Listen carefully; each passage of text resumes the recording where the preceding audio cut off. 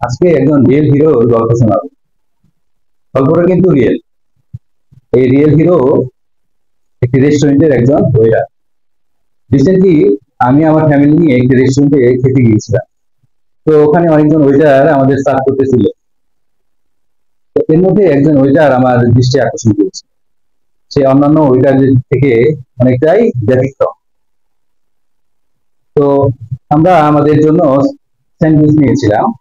তো সবাইকে স্যান্ডউইচ দেওয়া হয়েছিল, কিন্তু আমাদের সাথে একজন পিচ্ছি ছিল। সে আরেকটা স্যান্ডউইচ খাবে বলে কান্নাকাটি করতেছে। তো এই জন্য একজন ওইটাকে ডেকে আমি একটি অতিরিক্ত স্যান্ডউইচ দেওয়ার কথা বললাম। সে ওইটা আমাকে বললো অতিরিক্ত আর কোনো স্যান্ডউইচ এই মুহূর্তে নেই। তো যে ব্যতিক্রমী ওইটারটা ছিল, ওই ব্যতিক্রমী ওইটার কিন্তু ওই সময় উপস্থিত ছিল না। তো কিছুক্ষণ পরে সে উপস্থিত হলো। আমি তাকে আমার প্রবলেমের কথা বললাম। সে আমার কথা শুনে বললো, স্যার আমি দেখছি, আপনি একটু ওয়েট করছি। কিছুক্ষণ পরে সে একটি স্যান্ডউইচ নিয়ে আমাদের সামনে আসি। আমি তো অবাক যে কিছুক্ষণ আগে একজন ওয়েটার বললো স্যান্ডউইচ নেই, আপনি কিভাবে এটা নিয়ে আসলেন? সে বললো, স্যার স্যান্ডউইচ আসলে ছিল না, এইমাত্র এটা তৈরি করে আপনাদেরকে দিলাম।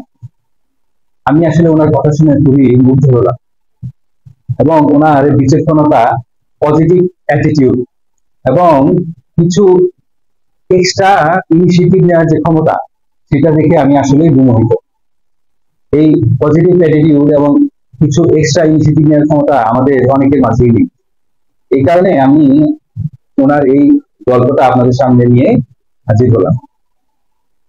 আসলে যারা কাস্টমার সার্ভিসের সাথে জড়িত, বিশেষ করে সরাসরি কাস্টমার ডিলিংস এর সাথে জড়িত, তাদের কিন্তু পজিটিভ অ্যাটিটিউড খুবই জরুরি। এবং এক্সট্রা ইনিশিয়েটিভ নেওয়ার যে ক্ষমতা, সেটা যদি থাকে, তাহলে কিন্তু আপনারা খুব সহজেই কাস্টমারদের কাছে পৌঁছতে পারবেন।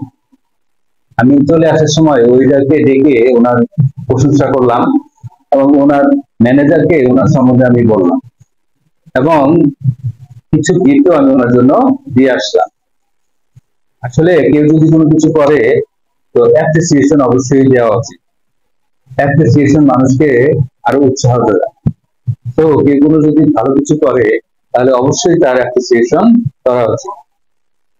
আজকে এই পর্যন্তই, আবার দেখা হবে অন্য কোনো ভিডিওতে। ধন্যবাদ সবাইকে, ভালো থাকবেন।